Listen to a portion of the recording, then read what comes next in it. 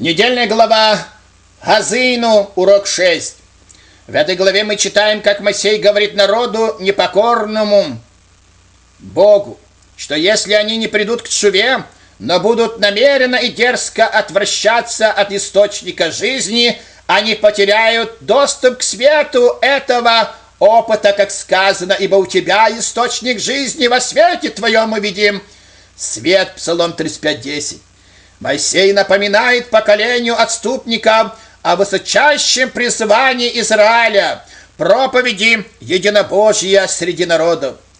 Замысел такой проповеди существовал издревле. Он рассматривается еще со времени разделения человечества на отделенные народы при Вавилонском столпотворении, Бытие 11:6-9.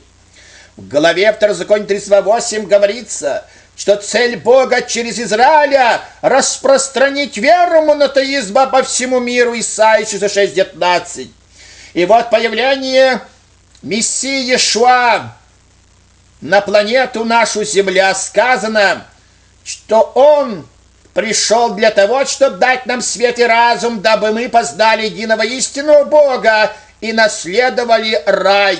Как Он сказал Иоанна 17:3, «Сия жизнь вечная, да знаю тебя, единого истинного Бога».